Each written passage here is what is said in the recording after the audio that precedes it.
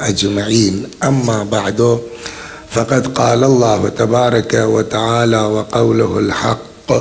أعوذ بالله من الشيطان الرجيم. بسم الله الرحمن الرحيم.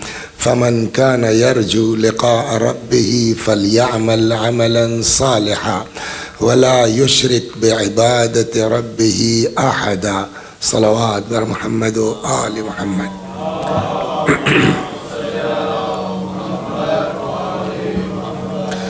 تو عمل چاہے جتنا ہو، دین یہ نہیں دیکھتا کہ ہم نے عمل کتنا کیا ہے. دین اس بات پر فوکس کرتا ہے کہ تمہارے عمل میں اخلاص کتنا تھا. اور اسی ذیل میں یہ آیت روز پڑھی جا رہی ہے کہ قرآن کہتا ہے فمن کان یرجو لقاء ربہ، جس کو بھی اس بات پر یقین ہے کہ اللہ کی بارگاہ میں جانا ہے، فلیعمل عملا صالحا، تو اس کو چاہیے کہ نیک عمل کرے. لیکن نیک عمل بھی کافی نہیں ہے. ولا یشرک بعبادت ربہ احدا، اور اس عبادت پروردگار میں کسی کو شریک قرار نہ دے. کسی کو شریک قرار نہ دے کا مطلب کیا ہوتا ہے؟ سیدھا سیدھا مطلب یہ کہ جو کام کرو وہ خدا کے لیے کرو. کبھی کبھی ہم مجلس پڑھتے ہیں، بظاہر ایسا لگتا ہے کہ ہم امام حسین کی مجلس پڑھ رہے ہیں، لیکن جب قاعدے سے جانچ ہوگی تب پتہ چلے گا کہ اس میں امام حسین تو کہیں تھے نہیں، اپنی واہ واہ زیادہ تھی. تو یہ بھی اسی کھاتے میں چلا جائے گا. اور ایک چیز آج عرض کر دیں کہ خدا ماں باپ سے بھی زیادہ مہربان ہے، اس میں کوئی شک. ماں باپ کا حال کیا ہے؟ ہم نے کوئی کام کیا بھی نہیں ہے، تب بھی ہمارے ابا چاہتے ہیں کہ اس کو بیان کیا جائے. ہمارے بیٹے نے یہ کیا، ہوتا ہے نہیں ہوتا ہے. تو جب ماں باپ سے زیادہ خدا چاہتا ہے، دعائے کمیل میں پڑھا ہے کہ نہیں ہے؟ ابھی پرسوں یہی ہوئی ہے. کم من ثناء جمیل لست اہلا لہو نشرتا. پالنے والے کتنی تعریفیں ایسی ہیں جس کا میں حقدار نہیں ہوں. نشرتا، تو نے مشہور کر رکھا ہے. ایک سلوات پڑھیے کہ روایت سناتا ہوں پھر مزہ آئے گا. تو اب آپ بتائیے کہ دقت کہاں ہوتی ہے؟ کچھ کام ہمارے ذمے ہے اور کچھ کام اللہ نے اپنے ذمے لیا ہے. مشکل یہ ہے کہ ہم اپنا والا کرتے نہیں، اللہ والے میں دخل اندازی کرتے ہیں. سمجھ گیا؟ خدا کا کہنا یہ ہے کہ تم ہمارے لیے کرو، قبول کرنا، مشہور کرنا یہ ہمارا کام ہے. تمہارے چاہنے سے کچھ. ایک نبی تھے، سنیے اب توجہ سے. ایک نبی تھے، رات کو انہوں نے خواب دیکھا کہ صبح اٹھنا تو 5 کام کرنا ہے. اس میں سے 2 ہی سناؤں گا جو کام کا ہے. ہمارے 5 کام کرنا ہے. نمبر 1، پہلی چیز جو ملے اس کو کھا جانا. 2، دوسری چیز جو ملے اس کو چھپا دینا. تیسری چیز جو ملے اس سے فرار کرنا. چوتھی چیز جو ملے اس کو پناہ دے دینا. 5ویں چیز جو ملے اس کو مایوس مت کرنا. خصال شیخ صدوق رضوان اللہ علیہ میں یہ روایت ہے. تو نبی کا خواب، بولیے، خواب نہیں ہوتا، وہ حکم الہی ہے. جناب ابراہیم نے جب کہا کہ بیٹا میں نے خواب دیکھا ہے کہ تم کو ذبح کر رہا ہوں، تو اسماعیل نے نہیں کہا جو خواب دیکھا کہ یا ابت افعل ما تؤمر، بابا جو حکم دیا گیا وہ کر ڈالیے.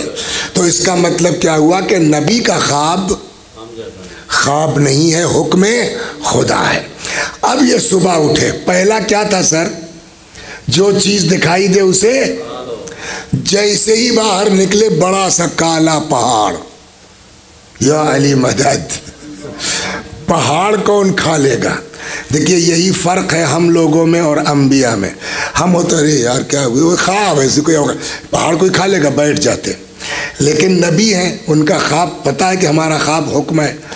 2، یہ چیز جو خدا نے کہی ہے کھا لو، مانا کہ منہ میرا اتنا سا ہے. اول تو خدا کسی ناممکن چیز کا حکم نہیں دیتا. دو، ہو سکتا ہے وہ ہماری اطاعت کو آزما رہا ہو، ہم کھا سکیں یا نہ کھا سکیں، ہمارا کام ہے وہاں تک کھانے کی نیت سے جانا، ہم اطاعت کر لے، کام پورا ہوا نہیں ہوا وہ اس کا مطلب ہے۔ اب یہ سوچ کے یہ چلے، جب آگے بڑھے وہ پہاڑ چھوٹا ہونے لگا، چھوٹا ہونے لگا، اور آگے بڑھے، بالکل ہاتھ بڑھایا، لقمہ بن گیا، منہ میں رکھا، کیا زبردست ذائقہ صاحب، سبحان اللہ۔ آگے بڑھے، دوسرا کیا تھا، جو چیز ملے اس کو دفن کر دینا، تو بڑی قیمتی چیزیں، سونا چاندی یہ وہ سب انہوں نے صاحب گڑھا کھودا، اس کو دفنا دیا۔ آگے بڑھے، پتہ نہیں کیا دماغ میں آیا، مڑ کے ایسے ہی دیکھا تو دیکھا وہ پھر ابھر آیا تھا، پھر خود ہی کہنے لگے اللہ نے ایک بار حکم دیا ہے، میں نے دفن کر دیا، وہ نکلتا ہے باہر آتا، ہم سے مطلب نہیں ہے۔ تیسرا کام کیا، چوتھا کام کیا، پانچواں کام کیا، کہتے ہیں سوئے۔ اب ان کو پھر پوچھا گیا، کام تو تم نے پانچوں کر دیا، مطلب سمجھے؟ کرنا کہ یہ جو سب تم کو دکھلایا گیا یہ حقیقت نہیں تھی، یہ سمبلز تھے۔ وہ جو پہاڑ بھی دیکھا تم نے وہ پہاڑ نہیں تھا، وہ سمبل تھا تمہارے غصے کا، ہے نا؟ جیسے دیکھا بہت بڑی چیز، لیکن اس کو جب تم نے اٹھایا تو بہت زیادہ مزیدار، وہی حال غصے کا ہے، بڑا پہاڑ، لیکن اگر غصے کو پی جاؤ تو نتیجہ ویسے ہی شاندار ہوگا جیسے تم نے وہ لقمہ کھایا۔ تو یہ سمبولک ہے۔ آگے دوسری چیز جو ہمارے موضوع پر ہے، دوسری چیز کیا تھا؟ قیمتی جواہرات، سونا چاندی ہیرے دفنات، وہ پھر ابھر آیا، وہ سونا چاندی نہیں تھا، وہ تھا سمبل تمہاری نیکیوں کا، تمہاری عبادتوں کا، تم نے دفن کر دیا، وہ پھر ابھر آیا۔ مطلب سمجھے؟ کرنا مطلب یہ ہے کہ نیکی کر کے چھپانا تمہارا کام ہے، ظاہر کرنا ہمارا کام ہے۔ صلوات بر محمد، غور فرمایا آپ نے؟ تو مین چیز یہ ہے کہ جو کام کرو فمن کان۔ اچھا، اور ایک بات اور سن لیجئے، اللہ نے جب شیطان کو بھگایا، نکالا، شیطان نے کیا کہا تھا یاد ہے کسی کو؟ مہلت دے دی، ٹھیک، اور تیرے بندوں کو بہکاؤں گا۔ کہاں بیٹھ کے بہکاؤں گا؟ صراطک المستقیم، تیرے سیدھے راستے پر۔ کچھ سمجھ میں آیا اس کا کیا مطلب ہوا؟ شیطان سب پر کام نہیں کرتا۔ کچھ سمجھ میں آیا؟ سلوات پڑھیے، اس طرح کی باتیں پڑھتا نہیں ہوں آگے۔ صاحب 2 بجے سحری ہے، 10 بجے افطار ہوتی ہے نماز کے بعد، گرمی کا مہینہ ہے، نہیں ہو پاتا کہتے ہیں نا لوگ، لیکن اور بھی کچھ لوگ ہیں وہ 2 بجے سحری کھا کے اپنے کام پہ گئے، پھر آئے 10 بجے افطار کیا، مغرب کی نماز پڑھی، پھر صاحب 2-4 منٹ جو ہے ادھر ادھر کر کے پھر عشاء پڑھی، پھر جو ہے وہ 10 منٹ کے بعد پھر وہ 20 رکعت چلو اور پڑھو۔ ہوتا ہے نہیں ہوتا؟ کیوں؟ ان کو جو ہے وہ گرمی نہیں ہے، ان کو تھکان نہیں ہوتی، وہ کیوں پڑھ لے جاتے ہیں، ہم کیوں نہیں پڑھ پاتے؟ اس کا 2 دنا 4 مطلب سیدھا ہے، شیطان بیوقوف نہیں ہے، شیطان ٹائم ضائع نہیں کرتا، شیطان کو پتہ ہے کہ رسول اللہ نے فرمایا اگر کوئی شخص روزوں پر روزے رکھتا جائے، نمازوں پر نمازیں پڑھتا جائے، حج پر حج کرتا جائے، کوہ احد کے برابر سونا اور چاندی راہ خدا میں خیرات کرتا جائے، صفا اور مروہ کے درمیان سعی کرتا ہوا مظلومیت کے عالم میں قتل کر دیا جائے، علی اگر تمہاری محبت اس کے دل میں نہیں ہے تو ایسا انسان جنت کی خوشبو نہیں سونگھ سکتا۔ تو اب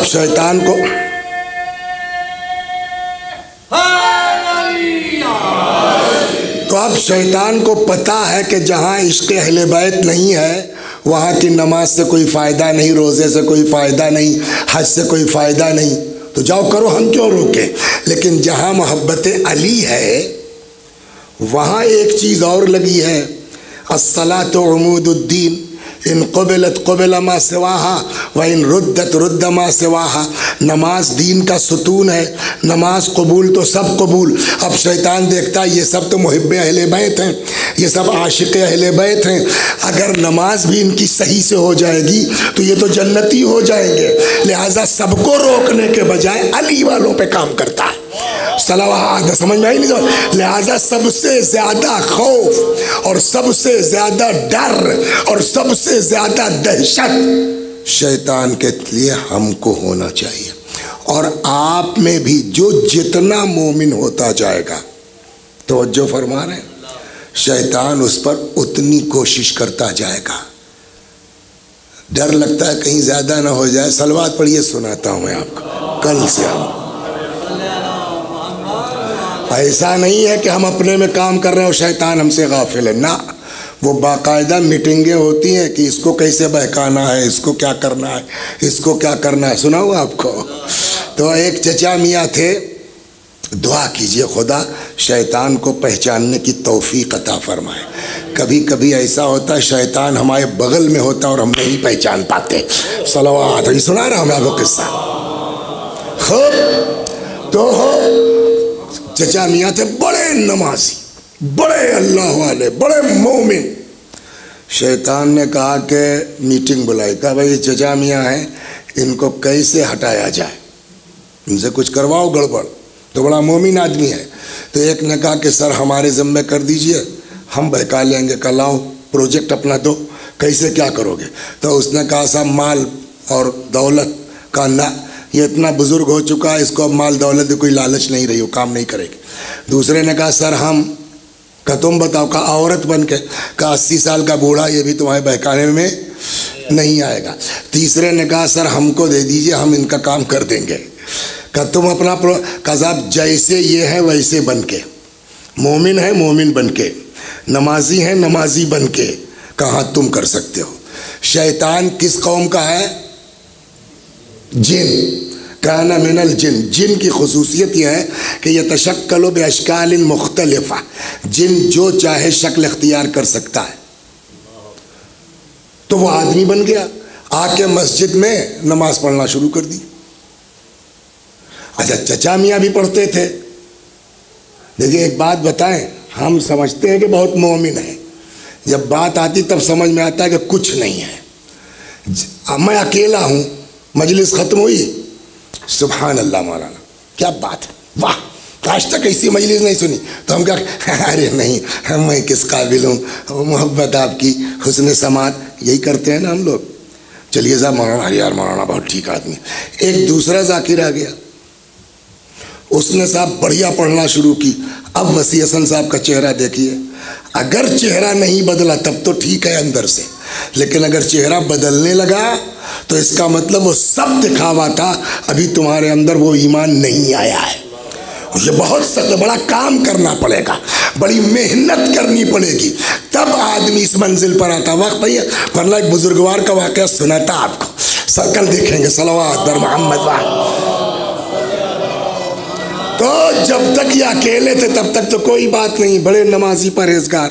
اب شیطان آ گیا ان کے بغل میں آدمی کی شکل. ان کا تو وضو ٹوٹتا تھا، چچا میاں کا، کمر میں درد ہوتا تھا، تکلیف ہوتی تھی، کچھ دیر لیٹ کے آرام کرتے تھے. شیطان کو کیا ہے، نماز تو پڑھ لی، وہ اٹھک بیٹھک کرنا ہے تو وضو کیا ضرورت ہے، وہ نماز بے نماز پڑھے جا رہا ہے. اب چچا چونکے، یار یہ مجھ سے بڑا نمازی اس پورے اس لندن میں کون آ گیا. دعا کیجئے اللہ اس سے بچائے. کم نماز پڑھنے والے پاس ہو سکتے ہیں، زیادہ پڑھنے والے اس وجہ سے پھنس سکتے ہیں. صلوات بر محمد. یار مجھ سے زیادہ نمازی. اب چچا نے نماز روک دی. کبھی توڑیں تو ان سے بات کریں. السلام علیکم بھائی صاحب، اللہ اکبر، السلام علیکم بھائی صاحب، اللہ. خوب تپایا چچا کو، سمجھے آپ. جیسے وہ بھٹی میں جائیے تو لوہار جو ہے جب تک لوہا لال نہیں ہو جاتا ہتھوڑا نہیں مارتا. اسی کو اردو میں کہتے ہیں تپانا. جب تک لوہا تپ نہ جائے یعنی لال نہ ہو جائے ہتھوڑا کام نہیں کرے گا. وہی حال یہاں ہے کہ چچا کو خوب پہلے تپا لو. جب لال ہو جائیں گے ایک ہتھوڑے میں کام ہو جائے گا. تو جب کئی بار کیا ہے بھائی بولیے آپ نماز نہیں پڑھنے دیتے, ڈسٹرب کر رہے ہیں. کہا بھائی صاحب نماز ہم بھی پڑھتے ہیں, ہمارا وضو ٹوٹ جاتا ہے, ہماری کمر میں تکلیف ہوتی ہے, تھک جاتے ہیں, آرام کرنا پڑتا ہے. آپ کو ماشاءاللہ ہم دیکھ رہے ہیں کل ہی سے پرسوں سے نماز پہ نماز, نہ تھکان نہ کچھ. کہنے لگا او اچھا یہ بات ہے. یہ بتائیے اب دیکھیے ہم آپ اس میں جو آدمی انکلوڈنگ مائی سیلف جس نے آج تک گناہ نہ کیا ہو وہ ہاتھ اٹھا دے. کوئی نہیں ہے نا؟ تم اٹھاؤ. ہم نے کہا ہم تو آپ سے بدتر ہیں, ہم کیا اٹھا دیں. لیکن اس بوڑھے کا حال سنیے, ہم تھک جاتے ہیں. یہ بتاؤ کبھی تم نے کوئی گناہ کیا ہے؟ اللہ کا شکر ہے اپنی دانش میں تو نہیں. اب بتائیے کتنا بلند ہے وہ, اور شیطان اس کے پیچھے لگ گیا. کہو مرض پکڑ میں آ گیا. جب تم نے گناہ ہی نہیں کیا ہے تو تم کو جہنم کا ڈر ہی نہیں ہے, اور جس کو خوف جہنم نہیں ہے اس کا دل کیا لگے گا عبادت میں. ایسا سمجھایا کہ سمجھ میں آ گیا شیطان کے, وہ چچا میاں کے. کہنے لگا تب کہ چھوٹا موٹا گناہ کر لو. دیکھو میں تھکتا ہوں, ایسا نہیں کہ نہیں تھکتا ہوں, لیکن جیسے ہی تھکتا ہوں خیال آتا ہے باپ رے باپ اللہ نے معاف نہیں کیا, جہنم میں جاؤں گا, پھر کھڑا ہو جاتا ہوں. وہ دہشت پیدا کرو.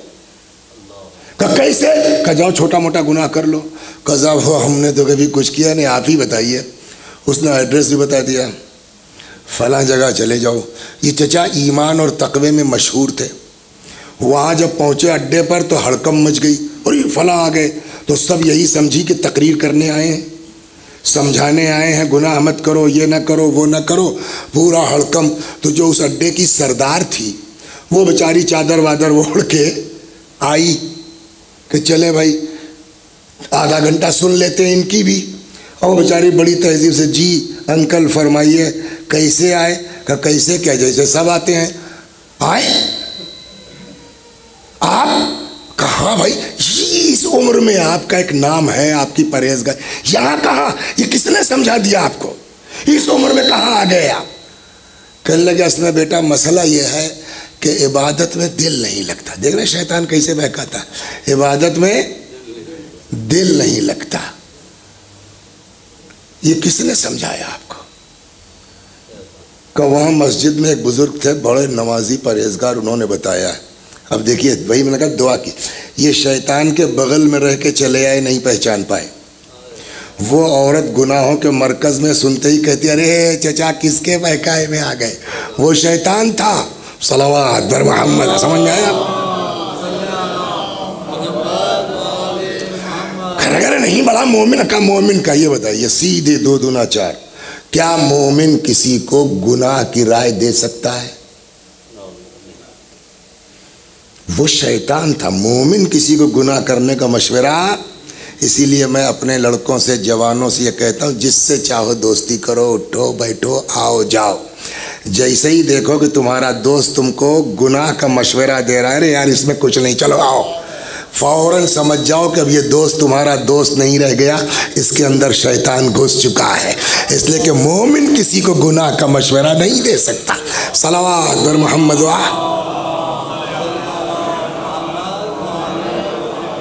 نہیں ذرا سا ان کو ہٹا دیے, میری نظر پڑتی رہے گی. وہی کہاں چلا گیا.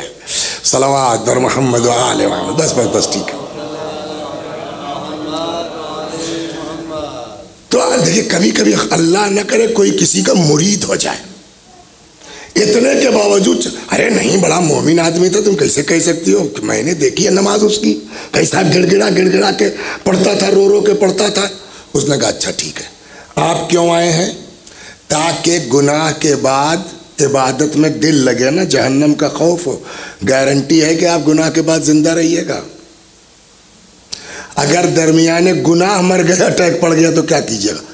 ہاں یہ تو سوچا نہیں تھا. چلیے مان لیا آپ زندہ رہ گئے, کوئی گارنٹی ہے کہ آپ دوبارہ توبہ کریں گے, گناہ نہیں کریں گے؟ ایک بار اگر آپ کو جو لت لگ گئی گناہ کی تو گناہ پہ گناہ کہاں یہ بھی ممکن ہے. کہا چلیے مان لیا آپ زندہ رہ گئے, آپ نے دوبارہ گناہ نہیں کیا, آپ نے توبہ کر لی.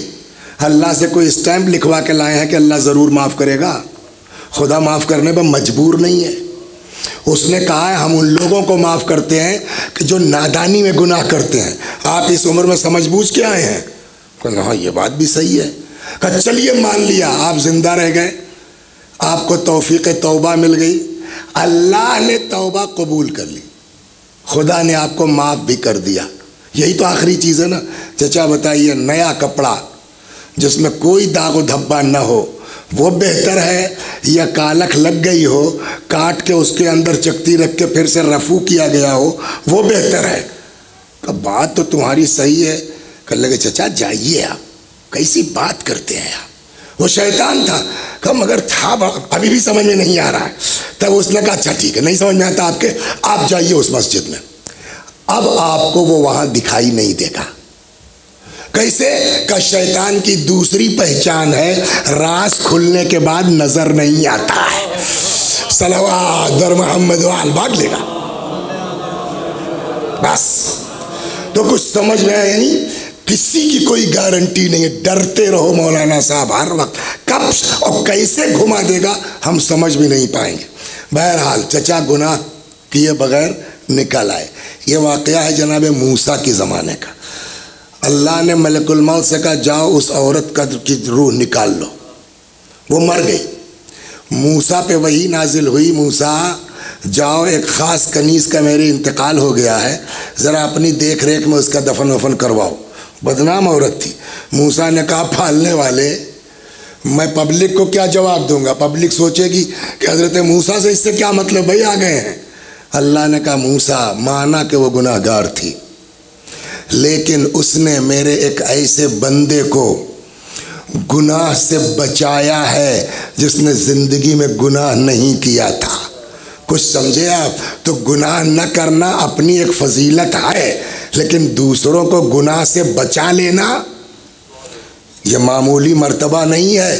یہی تو امام حسین نے اپنے قیام کا مقصد بیان کیا کہ کیا تم لوگ نہیں دیکھ رہے ہو لوگوں کو نیکیوں کا حکم نہیں دیا جا رہا ہے, برائیوں سے منع نہیں کیا جا رہا ہے. میں اس لیے نکلا ہوں ان آمر بالمعروف وانہی عن المنکر, تاکہ لوگوں کو نیکیوں کا حکم دے سکوں, برائیوں سے منع کر سکوں. انی خرجت لطلب الاصلاح فی امت جدی, میں نکلا ہوں اپنے نانا کی امت میں اصلاح کے لیے. پوری کربلا کا مقصد یہی ہے ہم ٹھیک ہو جائیں, ہم سدھر جائیں. اور اس کے لیے کیا کیا نہیں برداشت کیا. کل کہاں تک بات پہنچی؟ امام پہنچ گئے مکہ معظمہ, پھر وہاں سے مکہ معظمہ کے دوران اب کوفے والوں کے خطوط آنا شروع ہوئے, آ جائیے آ جائیے آ جائیے. کل یہاں سے چھوڑ کے چلے گئے تھے رد الکتابت واجب کرد السلام, خط کا جواب دینا بھی ویسے ہی واجب ہے جیسے سلام کا. 12,000 خطوط آئے, امام نے ایک کا جواب نہیں دیا. ہاں سوال ہوگا کہ نہیں ہوگا؟ کیوں نہیں جواب؟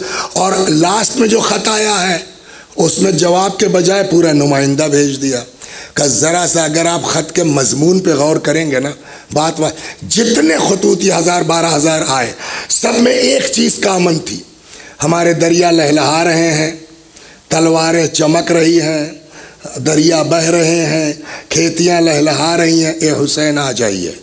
اگر ان خطوط کے جواب میں جاتے تو امام گویا اقتدار اور حکومت کے لیے گئے. لاسٹ والا خط جو آیا اس میں کیا کہا, ہمارا کوئی ہادی نہیں ہے, ہمارا کوئی پیشوا نہیں ہے, ہمارا کوئی رہنما نہیں ہے, اے حسین آپ آ جائیے, شاید آپ کی وجہ سے ہم لوگ ایک ہو جائیں, متحد ہو جائیں. اس کے بعد دھمکی ہے, اور اے حسین اگر آپ نہیں آئے تو کل کو میدان قیامت میں ہم آپ کے نانا سے شکوہ کریں گے کہ ہم نے آپ کے فرزند کو بلایا اور وہ نہیں آئے. سمجھ میں آ گئی بات؟ جیسے ہی یہ خط آیا مسلم کو بلایا کہ یہ خط لو جاؤ, وہاں دیکھو لوگ کتنا سچے ہیں اپنے دعوے میں, پھر جو تمہاری رپورٹ ہوگی اس پر اگلا قدم ہمارا ہوگا. 15 رمضان کے آس پاس کی بات ہے, مسلم آ گئے مدینہ. رمضان جو بچا ہوا دن تھا وہ مدینہ میں کاٹا, عید کے بعد شوال میں بیٹوں کے ساتھ 2 رہنماؤں کے ساتھ آئے کوفہ. کوفے میں آ کے کس کے یہاں قیام کیا؟ جناب نہیں، مختار ابن ابی عبیدہ ثقفی پہلے وہاں آئے، وہاں اپنا جو ہے وہ لوگ آ رہے ہیں، بیعت کر رہے ہیں، سب کچھ ہو رہا ہے۔ اس بیچ مختار کو کہیں جانا پڑ گیا، تو اب جب میزبان نہیں ہے تو مہمان کیسے رہے گا؟ تب یہ ڈیسائیڈ ہوا کہ آپ چلے جائیے کہاں؟ ہانی ابن عروہ کے یہاں۔ تو مختار کے یہاں سے اٹھ کے جناب مسلم آ گئے ہانی کے یہاں، اور 18,000 لوگوں نے قریب قریب بیعت کر لی ہے۔ دھیرے سے کسی نے خط لکھا یزید کے یہاں کہ اس طرح مسلم آئے ہیں اور جوق در جوق پبلک جا ہی رہی ہے، نعمان کے بس میں کچھ ہے ہی نہیں، کل کو اگر کوفہ ہاتھ سے نکل گیا تو ہم ذمہ دار نہیں ہیں۔ یزید نے میٹنگ بلائی۔ اس وقت یہ ابن زیاد ملعون گورنر تھا بصرے کا، اس کے باپ کا ایک نوکر تھا غلام، بڑا دماغ والا۔ اس نے کہا بھائی میری سنو تو میں ایک رائے دوں۔ بولو؟ کہ جو کوفے کے حالات ہیں سوائے ابن زیاد کے کوئی اس کو جو ہے وہ کنٹرول نہیں کر سکتا۔ فوراً تیز رفتار سے سواری بھیجی گئی، بصرے میں اپنی جگہ کسی کو کر کے جاؤ کوفے کو سنبھالو۔ اب ابن زیاد نے جو ہے آپس میں میٹنگ بلائی۔ اس میٹنگ میں ایک بزرگوار تھے جن کا نام تھا شریک ابن اعور، اندر سے مومن، متقی، پرہیزگار، اللہ والے، لیکن اوپر سے حالات کی بنیاد پر یہاں بھی آنا جانا تھا، اور ابن زیاد کافی ان پر جو ہے وہ بھروسہ کرتا تھا۔ انہوں نے رائے دینا شروع کی، نہیں ہم سے کیا مطلب ہے، وہاں نعمان تو ہی ہے، چھوڑیے۔ لیکن ابن زیاد نے ایک نہیں سنی ان کی، کہا بھائی جب آرڈر ہے تو آرڈر ہے، مجھ کو جانا تو پڑے گا اور تم بھی چلو۔ بہرحال قافلہ تیار ہو گیا۔ تو اب یہاں روایتوں میں دو ہے، بات تو ایک ہی ہے لیکن نظریہ الگ الگ۔ بعض کہتے ہیں حادثہ ہے، بعض کہتے ہیں کہ نہیں شریک نے جان بوجھ کے یہ کیا۔ کیا؟ جب قافلہ چلنے لگا تو شریک اونٹ سے گر گئے، کولا ٹوٹ گیا۔ بعض کہتے ہیں یہ کام شریک نے جان بوجھ کے کیا تھا کہ میں نہیں جاؤں گا تو ابن زیاد بھی نہیں جائے گا، ٹھیک ہونے میں 1 مہینہ لگ جائے گا، جب تک چلیں کہ پہنچیں گے تب تک مسلم وہاں مسلط ہو چکے ہوں گے۔ لیکن ایک چالاکی نہیں چلی شریک کی، شریک کو چھوڑ کے ابن زیاد بڑھ گیا۔ اب جب شریک نے دیکھا کہ میرا مقصد فیل ہو گیا تو اسی ٹوٹے پیر کے ساتھ وہ بھی بیچارے کوفے گئے کہ میں رہوں گا تو کچھ تو کنٹرول کروں گا اس کو۔ اب آ کے شریک رکے کس کے یہاں؟ ہانی ابن عروہ کے یہاں، یعنی اب وہاں مسلم بھی ہیں اور بولیے ہانی بھی، وہ شریک بھی ہیں۔ ادھر ایک سوال ہو سکتا ہے کہ ابن زیاد جب 18,000 لوگ امام کے ہاتھ پر بیعت کر چکے ہیں تو انہوں نے روکا کیوں نہیں؟ یہ گھسا کیسے؟ بھائی پرانے زمانے میں کنارے کنارے شہر کے دیوار ہوتی تھی، ایک ہی عدد انٹری گیٹ ہوتا تھا، وہاں پبلک اکٹھا ہو جاتی، گھسنے نہ دیتی۔ جواب، یہاں پبلک کو معلوم ہے کہ مسلم نے خط لکھ دیا ہے امام حسین آنے والے ہیں، اتنا پبلک کو پتا ہے۔ ابن زیاد نے کیا کیا کہ دھیرے سے اپنے آدمیوں سے یہ بات اڑا دی کہ امام حسین چل چکے ہیں، بس کل پرسوں میں آنے والے ہیں، پہنچنے والے ہیں۔ پبلک خوش، پھر اپنے آدمی سے اڑا دیا کہ بھائی امام حسین کوفے کے قریب پہنچے، بس گھنٹے بھر میں شاید آ جائیں۔ پبلک آ کے جمع ہو گئی کوفے کے گیٹ پر، لیکن کیا سمجھ کے جمع ہوئی؟ اپنے امام کا استقبال کرنے کے لیے۔ اس کی مکاری یہ ہوئی کہ اس نے کیا کیا کہ امامہ پگڑی باندھی ویسی جیسی امام حسین باندھتے تھے، کپا پہنی ویسی جیسی امام حسین پہنتے تھے، اور اپنے چہرے کو ڈھک لیا، ڈھاٹا باندھ لیا، نقاب ڈال لی۔ تو پبلک کیا سمجھے گی؟ بولیے۔ تو بجائے اپوز کرنے کے پبلک نے استقبالی نعرے لگانا شروع کیا، اور پبلک نعرے وارے کے ساتھ لے آئی دارالامارہ تک۔ اور اس کیس کو اتنا سیکرٹ رکھا گیا تھا کہ حتیٰ وہ نعمان جس کو ہٹایا جانا تھا اس کو بھی نہیں پتا۔ وہ اوپر آیا دارالامارہ کی چھت پہ، کہتا ہے حسین اتنی آسانی سے ہم آپ کے حوالے نہیں کر دیں گے۔ تب تک اس نے نقاب ہٹایا، کہا بے جلدی کر، میں ہوں۔ دروازہ کھلا، یہ اندر ہو گیا۔ جب تک پبلک سمجھے یہ سیف ہو گیا۔ تو ایک تو یہ ہو گیا اس کا پہنچنے کا راستہ تھا۔ اب جو لوگ قدیم زمانے کا جو ہے وہ انداز رہائشی جانتے ہیں تو عام طور پر ہوتا یہ تھا کہ قبیلائی زندگی تھی، جو سردار قبیلہ کہے وہی ساری قوم کہے گی۔ ابن زیاد نے اب کیا کیا، وہاں پہنچ کے پبلک نہیں، قبیلے کے سرداروں کو اکٹھا کرنا شروع کیا۔ جو بک سکے ان کو خریدا گیا، جو نہیں بک سکے ان کے ساتھ دوسرا ہتھیار استعمال کیا گیا کہ اتنے میں کسی نے ایک دن اس سے کہا، ابن زیاد سے، تمہارا دوست شریک جس کا پیر ٹوٹ گیا تھا بسرس چلتے وقت، ملنے نے کہا ہے کہ یہیں ہانی کے ہاں تو ہے، کہلا دو ہمارے عیادت کو۔ اب جیسے ہی وہاں پیغام پہنچا کہ ہمارے عیادت کو، شریک نے میٹنگ کی، مسلم ہانی سب کا، دیکھیے آپ لوگ مجھ سے زیادہ ابن زیاد کو نہیں جانتے، وہ بلا خوف مجھ سے ملنے آئے گا، اس والے کمرے میں چلے جاؤ مسلم، جیسے ہی میں پانی مانگوں مار دو گردن۔ ابھی یہ پلان ہو رہا تھا تب تک خبر آئی کہ آ گیا۔ مسلم علیہ السلام اس کمرے میں چلے گئے، اور بھائی کیا حال ہے، خیریت؟ یہ وہ جب دیکھا شریک نے کہ معاملہ سیٹ ہے تو شریک نے کہا پانی۔ مسلم کو نکلنا چاہیے تھا نا، نہیں نکلے، پانی نہیں نکلے۔ پھر شریک نے سوچا شاید مسلم یہ ڈر رہے ہوں کہ یار دوسرے کا گھر ہے، حملہ ناکام ہو جائے تو ہانی بھی پھنس جائیں گے، شریک بھی پھنس جائے، تو اس نے کہا شریک نے، بھیا پیاس برداشت نہیں ہو رہی ہے، اگر یہ پانی پی کے میں مر بھی جاؤں تو کوئی بات نہیں بھیا، پلا دو پانی پانی پانی۔ تو ابن زیاد نے کہا یہ کیا ہوا؟ ہانی نے بات گھمائی کہ وہ جسلے پیر ٹوٹا ہے، کبھی کبھی جو ہے وہ کھسک جاتے ہیں۔ اس کے غلام نے پکڑا اور لے کے سیدھا باہر، کہتا ہے یہ پانی نہیں تھا، مجھ کو اس پانی کے پیچھے کوئی سازش ہے۔ کہا میں بھی سمجھ رہا ہوں، یہ لو 3000، اب تمہارا کام کچھ نہیں، پتہ کرو مسلم ہیں کہاں۔ آپ کو پتہ ہے سر، ایک زمانے میں شیعت کی پہچان کیا تھی؟ اس طرح ایک دم واضح تو تھا نہیں، کیسے پتہ چلے کہ کون شیعہ ہے؟ تو اس زمانے میں شیعت کی پہچان یہ تھی کہ جو زیادہ عبادت کرتا ہو، جو زیادہ نمازیں پڑھتا ہو، جو زیادہ مسجد میں رہتا ہو۔ یہ ابن زیاد کا غلام مسجد میں آ گیا اور اب روز واچ کرتا ہے کون کب آتا ہے کب جاتا ہے۔ ایک آدمی پہ نظر پڑی اس کی، وہاں رک گیا کہ یہ ہو نہ ہو پکا شیعہ ہے۔ یہ کون؟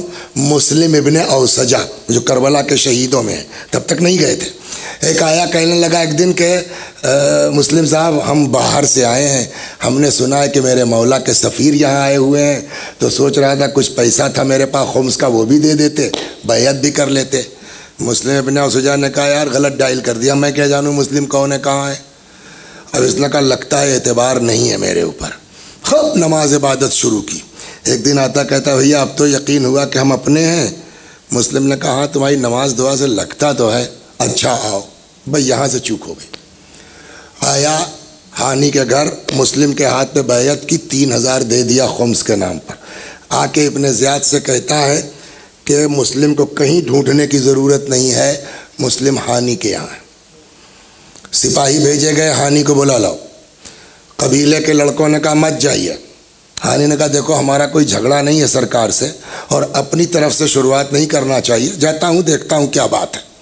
خیر آئے، کیا بات ہے، کیوں بلایا؟ کہا مسلم کہاں ہے؟ ہانی نے کہا میں کیا جانوں مسلم کہاں ہے۔ تو وہی آدمی جو گیا تھا نا ابھی، اس کو پہچانتے ہو؟ اب کیا جواب دیں، یہی تو گیا تھا ہمارے گھر۔ کہتے ہیں کہ اس بوڑھے بزرگ کو اتنا مارا دانت ٹوٹ گیا۔ اس بیچ قبیلے والوں نے ہانی کے گھیر لیا دارالعمارہ کو اور شور مچانا شروع کیا، ایسا کہ ڈر گیا ابن زیاد۔ وہیں بیٹھا تھا شریح قاضی، وہ بھی بک چکا تھا، تھیلی پھینکی، کہا جاؤ اس کیس کو سنبھالو۔ شریح قاضی آیا چھت پر، کیا بات ہے بچوں؟ کہا ہمارا سردار اندر گیا، اس کے ساتھ کیا ہو رہا ہے؟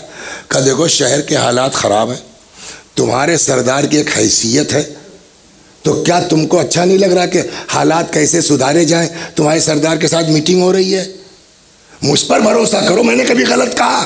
اس کمبخت قاضی کے بہکائے میں آ کر کے قبیلے کے نوجوان چلے گئے، مار مار کے جب روح نکل گئی لاش پھینک دی گئی۔ اب اس کا نتیجہ یہ ہوا کہ جن کے اندر تھوڑا بہت تھا بھی جوش، وہ بھی بھیا جب یہ کمبخت ہانی کو نہیں بخشنے والا تو کسی کی ماں نے روک لیا، کسی کے بہن نے روک لیا، کسی کی بیوی نے روک لیا، نتیجہ یہ دھیرے دھیرے دھیرے معاملہ اب ان کو موقع مل گیا اور اب اعلان کیا کہ جو کوئی مسلم کا حمایتی ہو اس کو پکڑ لو، اور دھیرے دھیرے بات یہاں آ گئی خود مسلم جہاں ہو ان کو بولیے گرفتار کر لو۔ یہی آپ سنتے رہتے ہیں نا کہ نماز عشاء کے بعد جو مڑ کے دیکھا تو ایک آدمی نہیں تھا، وجہ یہی تھی یا اللہ جس طرح مسلم پردیس میں بے کس و یار ہے، خدا کسی پردیسی کو وہ دن مت دکھلانا، اس گلی سے اس کوچے میں، اس کوچے سے اس گلی میں، ایک جگہ تھک کے بیٹھ گئے۔ ایک بات کہوں سر، عشق اہل بیت دل کو نرم کرتا ہے، آزما لیجیے آپ، عشق اہل بیت دل کو نرم کرتا ہے۔ سامنے دیکھ لیجیے نا، لڑکے مارے جا رہے ہیں، ذبح کیے جا رہے ہیں، سب پڑے ہوئے، کوئی بولنے والا نہیں ہے نا۔ یہ حوثی کیوں بولتے ہیں؟ جواب وہی ہے، محبت اہل بیت دل کو نرم کرتا ہے۔ وہ یہ نہیں دیکھتا کہ کون ہے، کیسا ہے، کس کا ہے، اپنا ہے، پرایا ہے۔ جس دروازے پر آ کے بیٹھے وہ بھی ایک مومنہ تھی، محب اہل بیت، اس کا لڑکا بلال وہ بھی گھر سے غائب، ماں کا دل ہے، بار بار نکل کے دیکھتی آیا نہیں آیا نہیں۔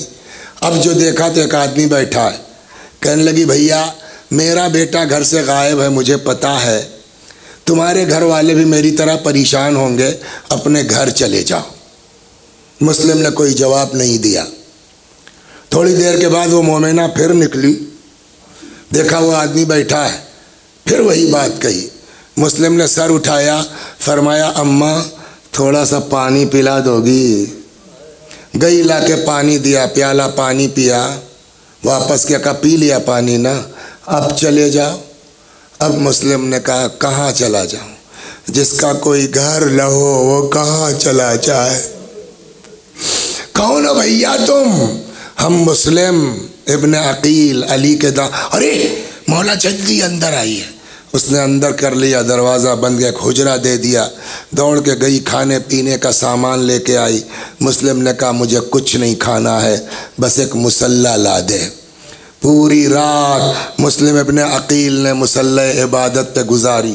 اس کا بیٹا بلال ملعون، خدا لعنت کرے، صبح صبح یہ آیا، اس کو احساس ہوا کہ اس کمرے میں کوئی ہے۔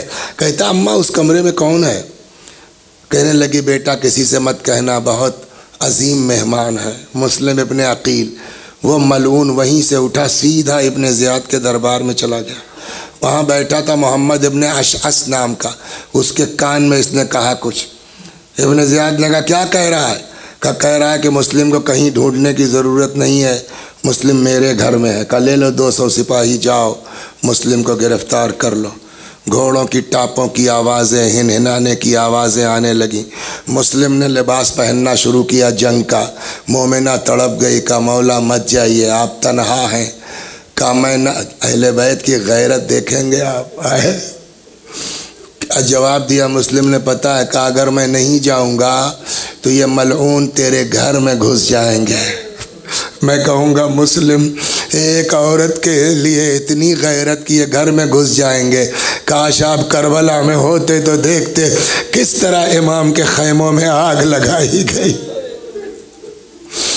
نکل آئے، جنگ شروع ہوئی، یہاں تک کہ محمد ابن اشعث نے کہلوایا مدد، 200 سپاہی اور آ گئے۔ کچھ دیر کے بعد پھر کہلایا مدد، 2 سپاہی 200 سپاہی اور آ گئے۔ ابن زیاد کو غصہ آ گیا، کہنے لگا یار ایک آدمی کو پکڑنے کے لیے تم کیا کر رہے ہو؟ تو وہ کہتا ہے کوئی سبزی بیچنے والے کے مقابلے میں بھیجا ہے، کوئی بنیا بقال کے مقابلے، یہ علی کے گھرانے کے ہیں۔ اس کے باوجود، بس تمام کیا، یہ بات نوٹ فرما لیں آپ حضرات، کہ اس کے باوجود یہ لوگ 600 لوگ ملک کے اکیلے مسلم کو پکڑ نہیں سکے۔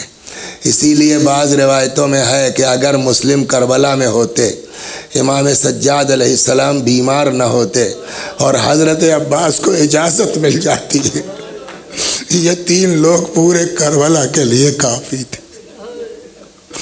اس کے باوجود یہ لوگ مسلم کو گرفتار نہیں کر سکے. دھوکہ بتاؤں گا. اچھا ہاں 1 منٹ رک جائیے. مسلم نہیں نکلے, ابن زیاد بچ کے چلا گیا. ابن زیاد کے جانے کے بعد جب مسلم آئے تو کھلے گا کہ نہیں کھلے گا جنہوں نے پلان بنایا تھا شریک کو؟ کیا کیا مسلم؟ اتنا اچھا بڑھیا شکار آیا, ہاتھ میں چھوڑ دیا تم نے, کائے نہیں مارا؟ جواب سنیں گے مسلم کا کیا ہے. مسلم نے کہا مجھ کو نبی کی ایک حدیث نے روکا. پہچانیے حسینیت کیا ہے. مجھ کو نبی کی ایک حدیث نے روکا. کہا کیا؟ کہ پیغمبر نے فرمایا ہے مسلمان کسی پر دھوکے سے وار نہیں کرتا. تو ابن زیاد بچا کیوں؟ اسی بنیاد پر. لیکن ہائے مسلم کے ساتھ وہی دھوکہ کیا گیا. گڑھا کھودا گیا, گڑھے کو گھاس وغیرہ سے برابر کر دیا گیا کہ پتہ نہ چلے نیچے گڑھا ہے, اور پھر فوج نے پیچھے ہٹنا شروع کیا اس طرح کہ بڑھتے بڑھتے مسلم اس گڑھے میں جا گرے. اب تو شیر گڑھے میں آ گیا. بھاگی ہوئی فوجیں سمٹ آئیں, تیر, تلوار, نیزہ, پتھر. آگا بعض روایتوں میں آگ کے گولے مسلم ابن عقیل پر پھینکے گئے, یہاں تک کہ جب خوب شیر کو زخمی کر لیا تب امان نامے کی شرط پر مسلم کو گرفتار کر لیا گیا. لے کے آئے ابن زیاد کے. کسی نے کہا مسلم امیر کو سلام نہیں کیا؟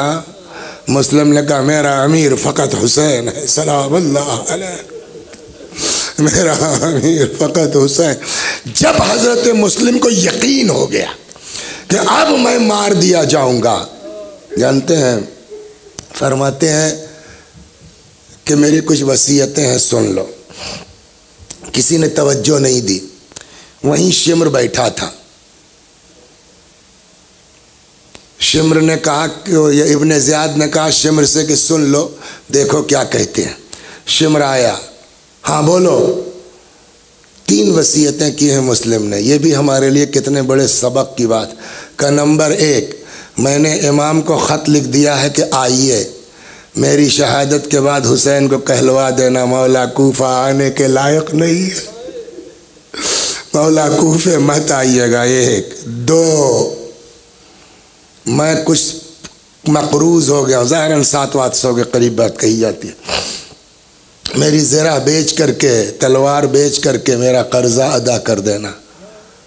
ابن زیاد نے کہا مسلم ہر آدمی تو تم کو اپنے گھر مہمان ٹھہرا رہا تھا, تم کو پیسے کی کیا ضرورت پڑ گئی کہ اتنے مقروض ہو گئے؟ کل لوگ ہمارے پاس آتے تھے اپنے ضروریات لے کے, ہم اہل بیت کے گھر آنے کے, ہم کسی ضرورت مند کو واپس نہیں کر سکتے. ابن زیاد نے کہا جب تمہارے پاس تھا نہیں تو قرض لے کے کیوں لوگوں کی مدد کی؟ کہا اس لیے کہ مجھے یقین تھا میرا مولا آ رہا ہے, امام میرے قرضے کو ادا کر دیں گے. 3 وصیت, جب میں مر جاؤں تو میری لاش کو پڑا مت رہنے دینا, میری لاش کو دفنا دینا. اللہ اکبر. وصیت کے بعد لے کے آئے بالا خانے پر. مسلم نے مانگا, پہلے بتا چکا ہوں کھانا نہیں کھایا نا, تو نے جب کہا مسلح دے دے تو فاقہ. اب پانی مانگا, یہ ہونٹ زخمی ہو چکے تھے, جیسے ہی لگاتے تھے خون آ جاتا تھا. 1 بار 2 بار 3 بار واپس کر دیا. میں کہوں گا مسلم تم حسین کے سفیر ہو, جب تمہارا مولا پیاسا ذبح ہوا تو تم کیسے پانی پی سکتے؟ مسلم کو دارالامارہ سے ڈھکیل دیا گیا, شہید ہو گئے. کیا تاریخ ہے مسلم کی شہادت کی؟ بولیے. 9 ذی الحج. امام حسین کی شہادت کی تاریخ کیا ہے؟ 10 محرم, یعنی 1 مہینے کے بعد قریباً. 11 کو قافلہ چلا, وہاں سے 12 محرم کو کوفے پہنچا ہے, تو 1 مہینے سے زیادہ ہو گیا نا. جیسے ہی قافلہ بس تمام کیا, جیسے ہی قافلہ دروازے کوفہ میں پہنچا, امام زین العابدین علیہ السلام نے دور سے دیکھا, فرماتے السلام علیک. حضرت زینب نے کہا بیٹا ارے پردیس میں کون مل گیا جس کو سلام کر رہے ہو؟ فرمایا پھوپھی اماں مسلم کا لاشا.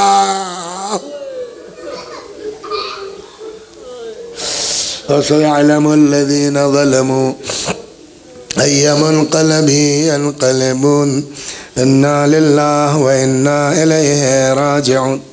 خدا ہماری اس عزا کو قبول فرما، مزید عزائے اہل بیت کی توفیق کرامت فرما۔ جو لوگ جس طرح بھی دنیا میں ذکر امام کو عام کرنے کی کوشش کر رہے ہیں، خدا ان کی کوششوں کو قبول فرما۔ اس عشرے کے سلسلے میں جو لوگ بھی جیسے بھی زحمت اٹھا رہے ہیں، یا اللہ ان کی زحمتوں کو قبول فرما۔ وآخر دعوانا ان الحمد للہ رب العالمین۔